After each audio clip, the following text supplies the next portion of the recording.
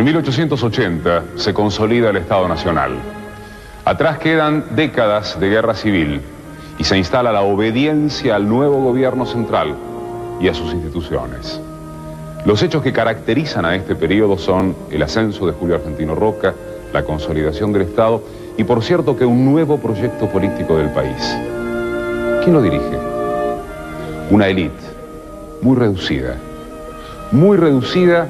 y concentradora de la dirección económica, política y cultural, con una salvedad: en lo económico liberales, en lo político conservadores. Esa fue la generación del 80.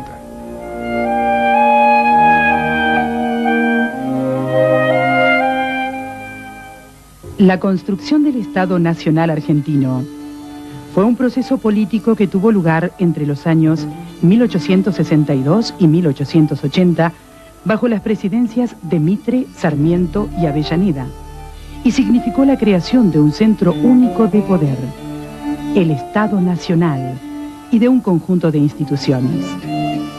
Se crea el Ejército Argentino, que se convirtió en un árbitro principal de la política en esos años. Como era necesario establecer alianzas o acuerdos duraderos con las élites del interior, estas fueron cooptadas a través de la participación política y los cargos públicos en el gobierno, o a través de beneficios materiales adjudicados a las provincias. A lo largo de esos años, el avance del Estado Nacional fue resistido por muchas provincias que hasta ese momento habían tenido sus propias leyes, su moneda, sus pequeños ejércitos, y que se negaban a ceder atribuciones, competencias y prerrogativas al gobierno nacional. La represión de rebeliones, como la de Ángel Vicente Peñalosa y la de Felipe Varela en la provincia de La Rioja, fue expresión de la firme voluntad del gobierno nacional de eliminar los focos de resistencia al nuevo Estado. El Estado alcanzó el control sobre la totalidad del territorio. La conquista del desierto estuvo destinada a controlar los territorios del sur, que estaban habitados por pueblos indígenas que luego serían exterminados. La tierra pasó de esta forma al poder del Estado, que terminó de construir el territorio sobre el que impondría su hegemonía.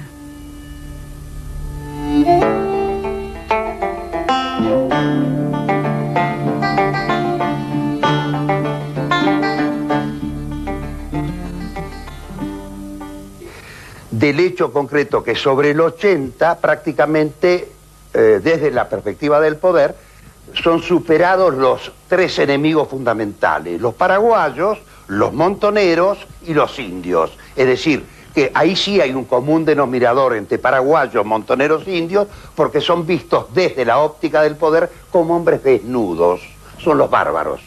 Hacia el 80 esto parece liquidado, resuelto, de manera muy violenta, por cierto, ¿sí?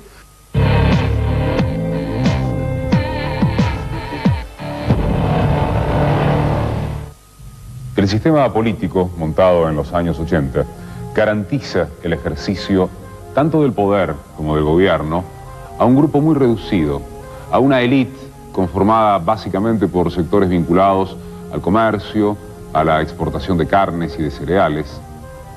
Exterminan al indio, expanden el área productiva rural y, naturalmente, insertan a la Argentina en la nueva División Internacional del Trabajo. Esta élite estaba conformada por hacendados, militares, abogados, comerciantes. Manejaban todo. Controlaban los procesos productivos, la circulación de bienes. Desde ya ocupaban los cargos políticos principales en el gobierno nacional y asistían a lugares muy exclusivos: el Club del Progreso, el Jockey Club y la Sociedad Rural. La élite dominante, que por aquellos años gobernó al país, se nucleó bajo el nombre de Partido Autonomista Nacional, el PAN, que juntaba a las oligarquías de las principales regiones del país. Entendámonos, no era un partido político al estilo de lo que conocemos ahora. Era más bien una reunión informal que se producía en los periodos electorales para reclutar y elegir a quienes ocuparían los principales cargos en el gobierno nacional. La generación del 80 construyó un régimen político que podría definirse como una democracia restringida, basada en el control de la sucesión presidencial y el fraude electoral. El fraude fue un mecanismo utilizado para garantizar el triunfo del partido oficial. Se llevaba a cabo de diferentes formas. Se alteraban los padrones, se permitía votar a los muertos, o se modificaban los resultados del acto eleccionario en el momento del recuento de votos. Este hecho se vio favorecido por la práctica del voto cantado o el voto en voz alta. El fraude apuntaló y fortificó un sistema en el que la participación política y la posibilidad de elegir a los gobernantes quedó en manos de un grupo muy reducido. La mayor parte de la población no participaba. Estaba excluida de este proyecto político. ¿Y vos por quién? Ya dijo, ¿por quién vota, hombre? ¿A quién vota vos? Por la parroquia. ¿Vos no ibas a votar por el comité?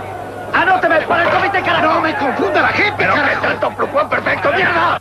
La generación del 80 construye al país de la mano del positivismo a través de un largo proceso, digamos, que se concreta fundamentalmente en dos elementos. Por un lado, la organización del mercado y por el otro lado, la consolidación del Estado.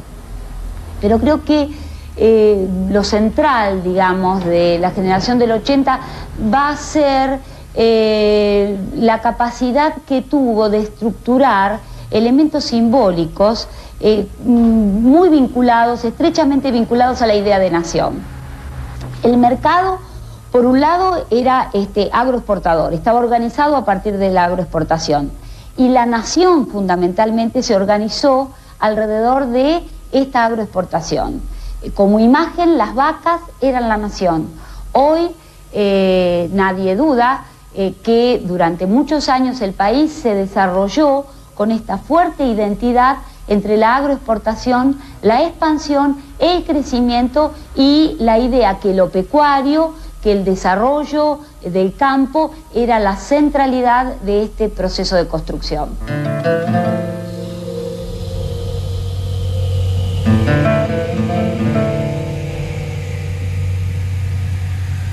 Las características centrales del modelo agroexportador, que es un modelo dominante de 1880 a 1930, luego viene el proceso de sustitución de importaciones, pero es un modelo que sigue vigente en la sociedad argentina.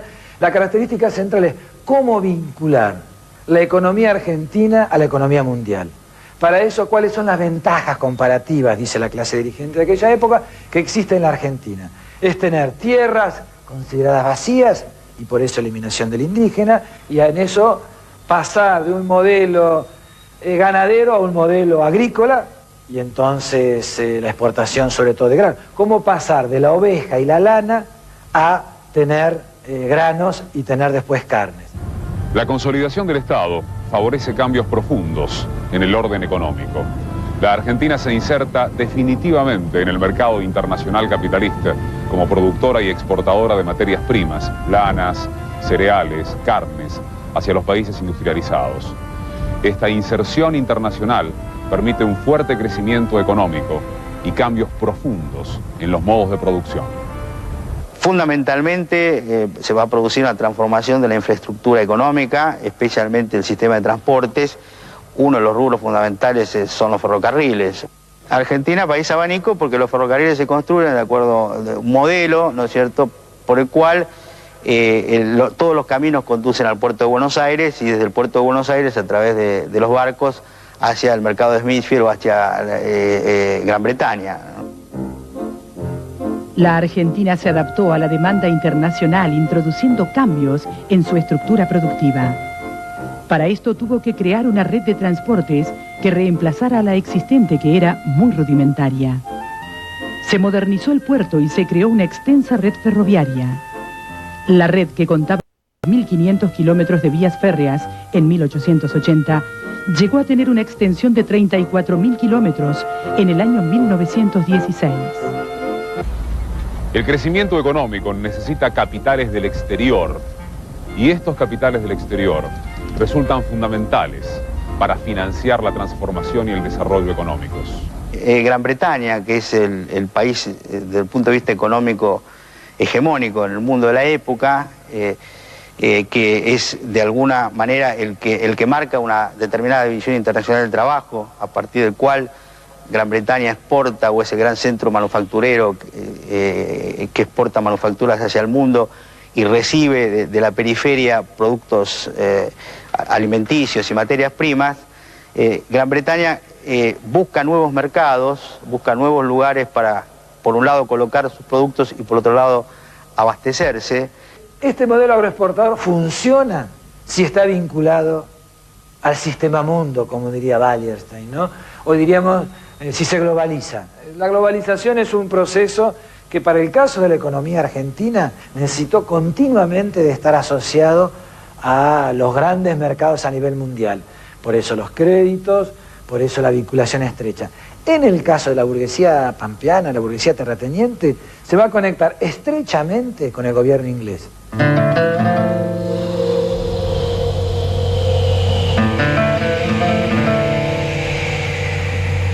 El desarrollo económico necesita incorporar mano de obra. El gobierno estimula entonces la apertura de oficinas en el exterior, incluso subsidia viajes, y empiezan a llegar los inmigrantes, fundamentalmente desde la zona meridional de Europa. Aunque solo la mitad de ellos se queda, entre los años finales del siglo XIX y los primeros de este siglo, llegan a la Argentina 6 millones de inmigrantes.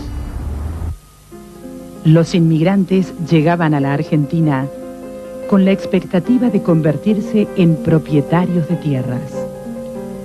Muy pocos fueron los que pudieron cumplir este objetivo. En algunas regiones del litoral, sobre todo en algunas zonas de Santa Fe y Entre Ríos, se conformaron colonias agrícolas de pequeños y medianos propietarios. Pero cuando el grueso de los inmigrantes llegó, la tierra de la región pampeana ya estaba distribuida en grandes latifundios. Por lo tanto, debieron insertarse en la estructura productiva como arrendatarios o como aparceros. Por esta razón, los inmigrantes terminaron radicándose en las ciudades y pasaron a ser los obreros de las nuevas fábricas.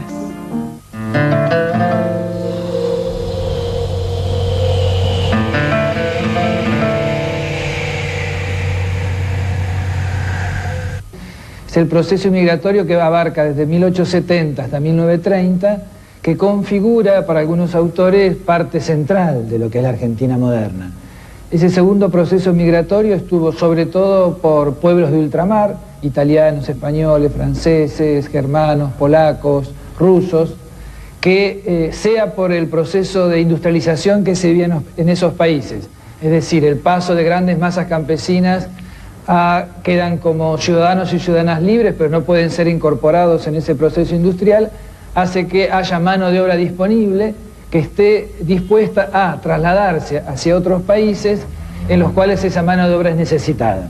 Si usted se fija, hay 3 grandes lugares que son de tierras fértiles en los cuales la masa migratoria europea desde el conjunto de Europa emigra. Por un lado los Estados Unidos, usted tendrá toda la gran pradera yanqui, emigran hacia Australia, que es el otro territorio húmedo, fértil, y se migra hacia la Argentina, el sur de Brasil, Uruguay. A su vez, este proceso se hace en un momento de expansión de la economía argentina. Es decir, un tipo de país, te recuerde que la generación del 80 tiene como eje central de paz y administración, se hace con esta idea de progreso. La Argentina es un país que progresa y al progresar crea en los primeros inmigrantes, esto los transmiten al resto, la posibilidad que venimos a un país en el cual viviremos condiciones mucho mejores que en nuestros países de origen. Y esto también es importante porque va a crear esta idea de un país que progresa continuamente. El progreso indefinido como parte central de este imaginario de los inmigrantes, hombres y mujeres, que llegan a nuestro país.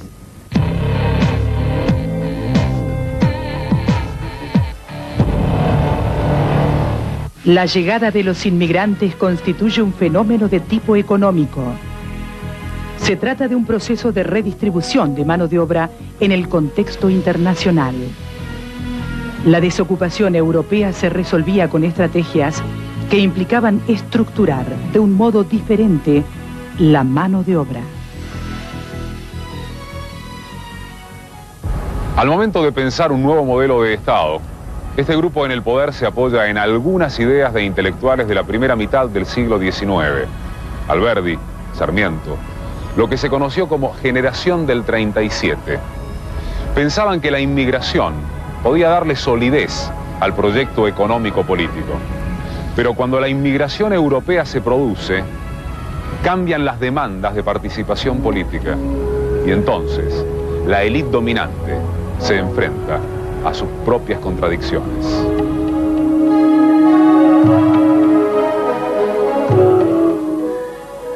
Fundamentalmente, Alberdi y Sarmiento piensan en la inauguración de una nueva universalidad, ¿no? Una universalidad que de alguna manera se va a fundar necesariamente a partir de los aportes de la sociedad europea. Una entronización de la sociedad europea que para Alberdi y para Sarmiento está muy vinculada a las características de la población sajona.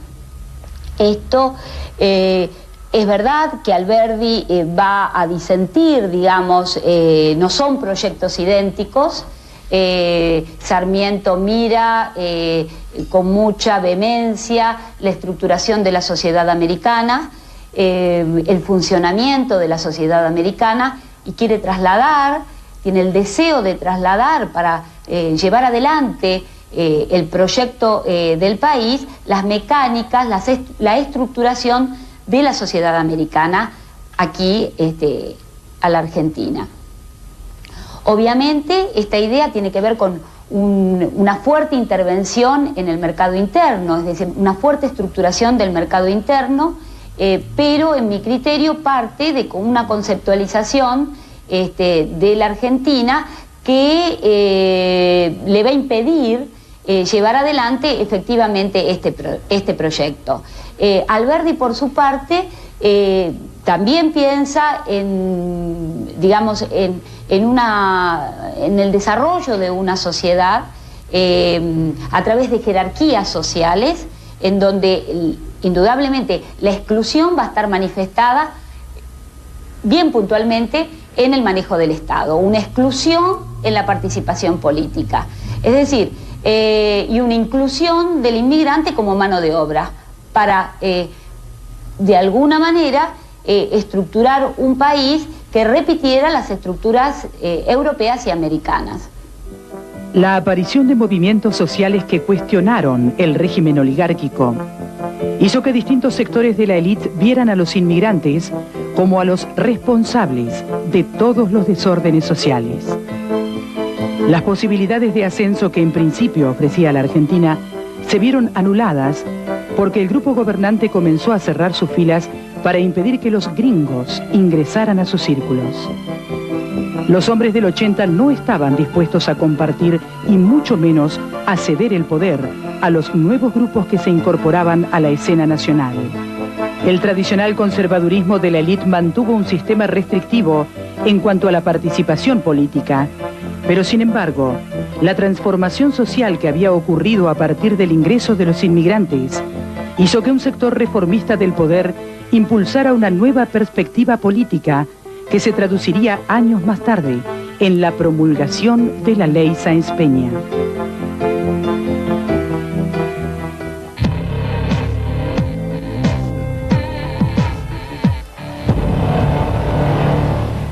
Que aquellos liberales, repito, eran gran liberales, estaban en un momento de apogeo de su grupo social.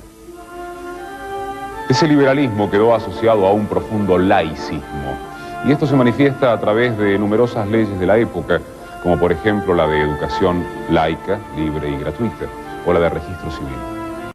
En definitiva, nadie puede negar que la generación del 80 produce una transformación profunda en el país, pero nadie tampoco puede negar que esa élite es duramente cuestionada por los sectores a los que excluyó. Sectores populares, sectores de inmigrantes. Y además de ese cuestionamiento, ¿cómo respondieron esos sectores? Es lo que analizaremos en la próxima emisión de UBA 21.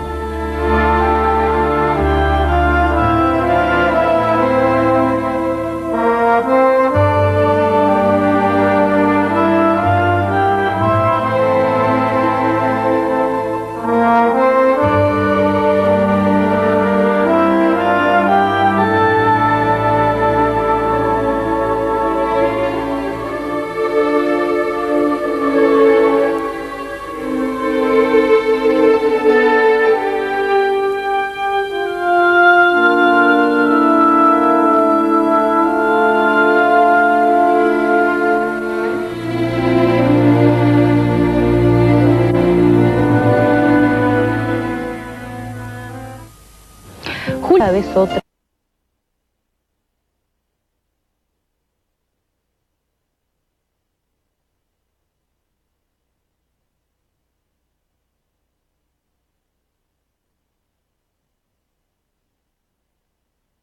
Es otra.